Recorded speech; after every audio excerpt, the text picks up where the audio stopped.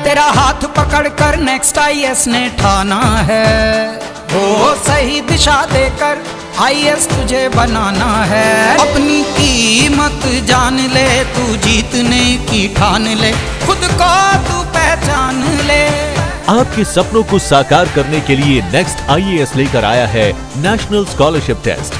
पाएं 100% तक की स्कॉलरशिप। आज ही रजिस्टर करें।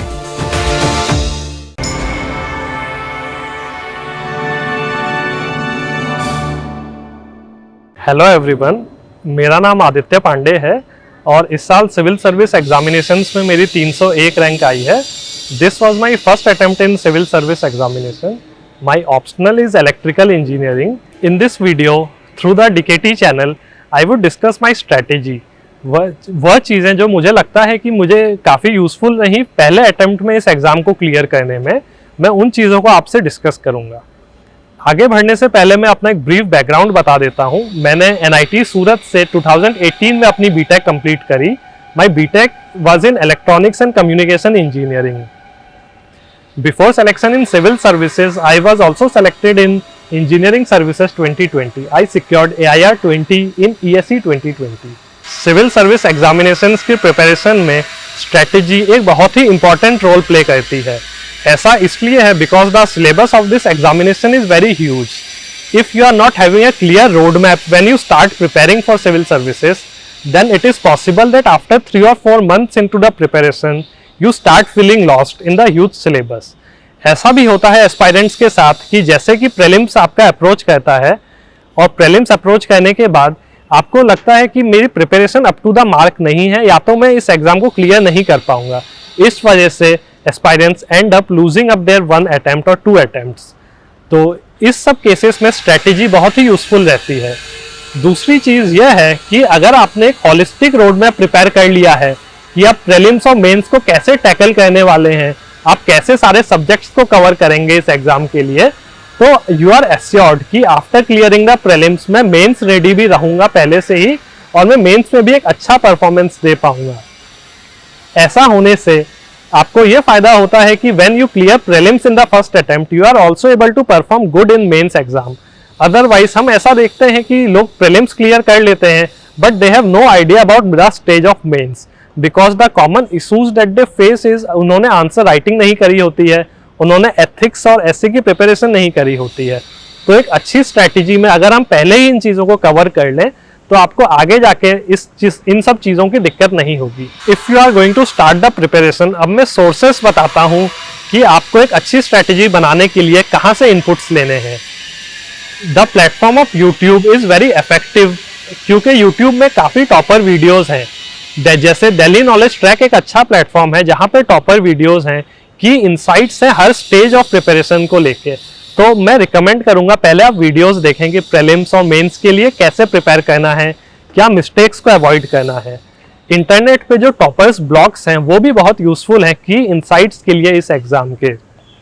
I would suggest that rather jumping in starting the preparation, पहले आप 1-2 वीक का टाइम अपनी एक स्ट्रेटेजी को बनाने में दें। आप अपने आप को क्लियर करें कि आपको क्या चीज़ें कवर करनी है, इस एग्जाम की डिमांड क्या है। इससे ये होगा कि आपकी एक डायरेक्शन वे में आपका अप्रोच रहेगा and you will perform good in the first और सेकंड अटेम्प्ट इटसेल्फ। अब मैं आपके साथ अपनी स्ट्रेटेजी शेयर करूंगा अपनी डायरी के माध्यम से। मैं आपको डायरी के पेजेस में दिखाऊंगा कि कैसे मैंने अपने प्रिपरेशन को डिवाइड किया, कौन से मंथ्स मैंने किस चीज़ पे फोकस करने के लिए रखे। अब brief background about my preparation. I started preparing for exam in March 2021 and I was targeting the 2022 attempt, so I had 15 months in hand। तो अब हम स्टार्ट करते हैं अपने पेजेस को लेके कि किस तरह से आप प्रोग्रेस कर सकते हैं विद द प्रिपरेशन। यह फर्स्ट पेज है, जैसे आप देख रहे हैं 24 March 21 का। आई started preparing on 15 March।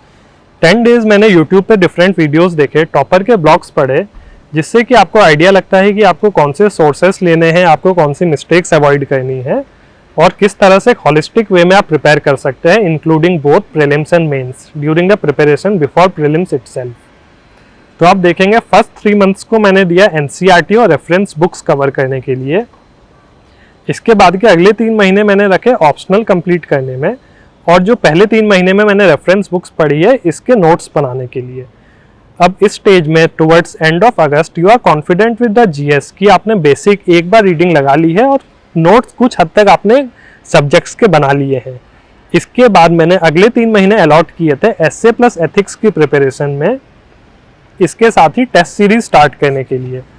Test series for both prelims and mains की टेस्ट सीरीज पहले डायरेक्ट स्टार्ट करना मैं रिकमेंड नहीं करूंगा। पहले आपको आंसर राइटिंग स्टार्ट करनी है प्रीवियस ईयर क्वेश्चंस को लेके। इसके बाद दिसंबर से फरवरी तक का टाइम मैंने टेस्ट सीरीज, रिवीजन और प्रैक्टिस के लिए दिया। अब फरवरी के बाद आपके पास प्रीलिम्स के लिए 3 महीने रह जाते हैं। सो आई वुड एडवाइस कि आप प्रीलिम्स की इंटेंसिव प्रिपरेशन करें इस स्टेज पे, क्योंकि प्रीलिम्स इज अप्रोचिंग और आपका पहले अटेम्प्ट में बहुत सारा रिवीजन करना होता है, पीवाईक्यूज लगाने होते हैं, टेस्ट देने होते हैं। तो आप एक अच्छा टाइम 3 महीने का प्रीलिम्स की डेडिकेटेड प्रिपरेशन के लिए दें। अब एक ये रफ रोड मैप था जो कि मुझे क्लियर था when I started my preparation. इसमें आप देखेंगे कि इसमें मेंस के भी टॉपिक्स कवर हो रहे हैं और प्रीलिम्स के भी हो रहे हैं, along with answer writing and test series of both prelims and mains. That is before the month of June, जब प्रीलिम्स एक्सपेक्टेड था, यू आर रेडी और you have done a significant part of mains also. अब हम आगे बढ़ते हैं on the month of 11/5, that is around 2 months after I started preparing. अब आप देख रहे हैं कि एक क्लियर रोड मैप थोड़ा बना है। इस बीच भी मैं रेगुलर टॉपर वीडियोस और यूट्यूब चैनल्स पे देखता रहा कि क्या चीज़ें करनी है, कौन सी चीज़ों को इंक्लूड करना है। अब आप देखेंगे कुछ चेंजेस हैं कि जैसे बिट आइडियाज फ्रॉम पीवाईक्यूज। अब मैंने स्टार्टिंग के 3 months में along with reading the reference books PYQs को रेफर करना स्टार्ट किया। इस टाइम अगर आप पूरा पीवाईक्यू सॉल्व नहीं भी करें, you can get a idea कि क्या पैटर्न है एग्जाम में, कौन से टॉपिक से पूछा जा रहा है। सेकेंड फेज में you can start current affairs और newspaper reading. Newspaper reading is not advisable in first part itself और इन द स्टार्टिंग मंथ्स, क्योंकि आपको पता नहीं होता है कि सिलेबस का कौन सा पार्ट फोकस करना है न्यूज़पेपर में।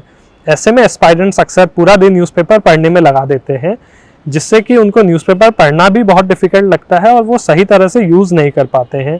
अगर आपने प्रॉपर 3 months में रेफरेंस बुक्स पढ़ी है, इसके बाद न्यूज़पेपर स्टार्ट करते हैं, तो कि उसके बाद तो आप डेली 1-2 घंटा दे के ही अच्छे से न्यूज़पेपर को कवर कर पाएंगे। फिर आफ्टर सितंबर की तैयारी उसी तरह रही कि एसए और एथिक्स को प्रिपेयर करना है, ये मेरा प्लान था।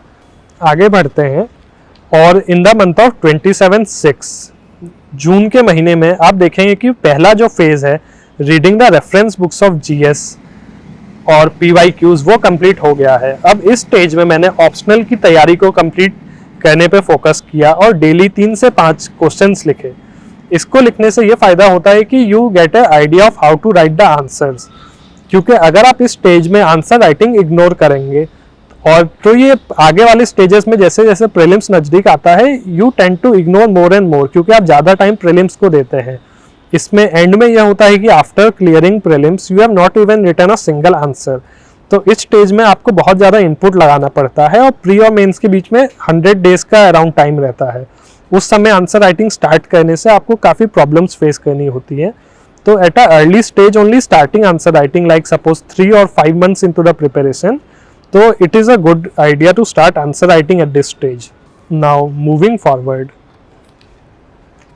to the month of September. At this time the first 6 months of my preparation were over. तो जैसे कि हमने प्लान किया था, तो जीएस का अभी तक मैंने एक रेफरेंस बुक का बेसिक स्टडी कर लिया है और ऑप्शनल में कवर कर चुका हूँ। अब अगले 3 महीने मैंने मेंस की तैयारी के लिए रखा। मेरा प्लान ये था कि दिसंबर तक मेंस के लिए मैं रेडी हो जाऊँ और मेंस दिसंबर एंड तक मैं एथिक्स और एसए की प्रिपरेशन भी कर लूँ, साथ में ऑप्शनल की टेस्ट सीरीज भी लगा लूँ मैं बिफोर दिसंबर ओनली। तो इस तरह आप देख रहे हैं कि मेरी स्ट्रेटेजी में इवन ऑप्शनल की टेस्ट सीरीज भी बिफोर प्रीलिम्स ही मैंने लगाने को प्रेफरेंस दिया, ताकि जो वो मेंस और प्रीलिम्स का टाइम होगा मैं अदर चीज़ों को जैसे वैल्यू एडिशन हो गया, आंसर राइटिंग की अच्छी प्रैक्टिस हो गई and dedicatedly giving full length test में उन चीज़ों पर फोकस कर पाऊँ। ऐसा करने के लिए पहले ही आपकी कई चीज़ें प्रिपेयर होना जरूरी है, ताकि आप बाकी चीज़ों में अपना टाइम नहीं दें between prelims and mains. Now moving forward to the month of December. अब आप देख रहे हैं कि it is 6 months since I have started my preparation और इस स्टेज पे जो बेसिक सब्जेक्ट्स हैं वो कवर हो चुके हैं। जैसे आप देखेंगे polity, history, geography, all this things are covered. and everything, some progress has been done in ethics and essay also. Optional has been completed one and test series is also in progress.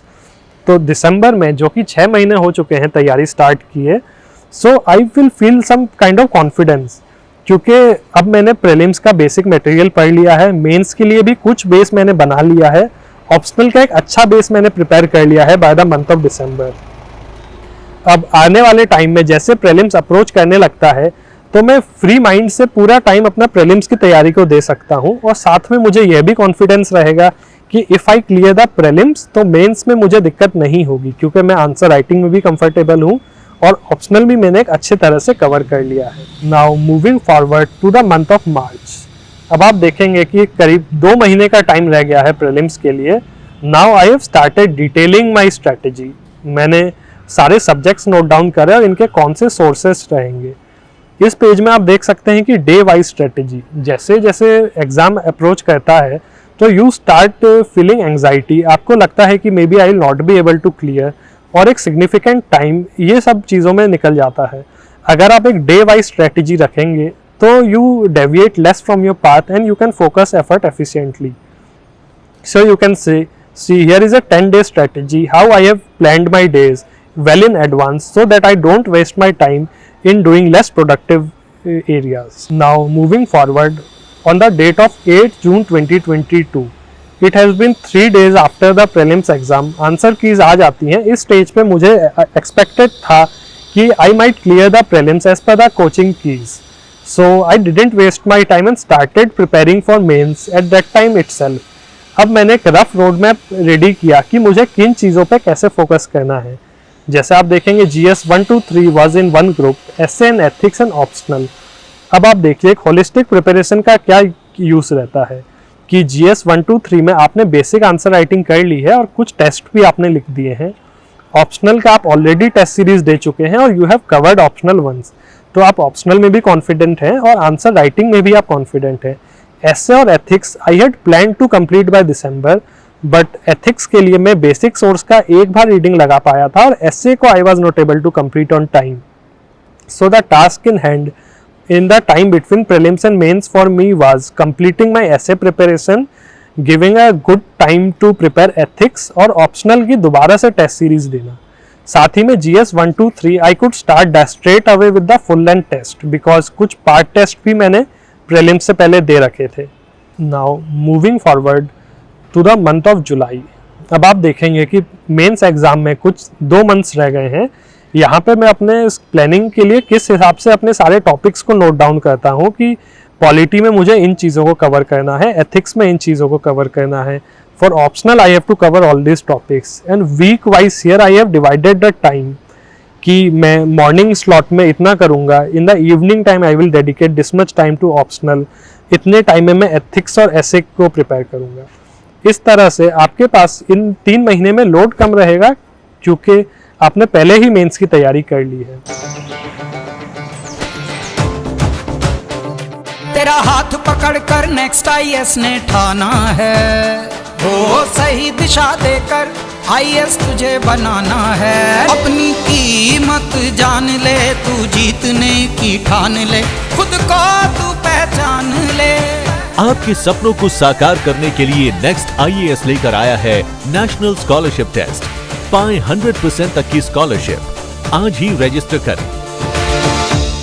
So this was a insight into my planning कि मैंने कैसे plan किया इस exam को crack करने के लिए।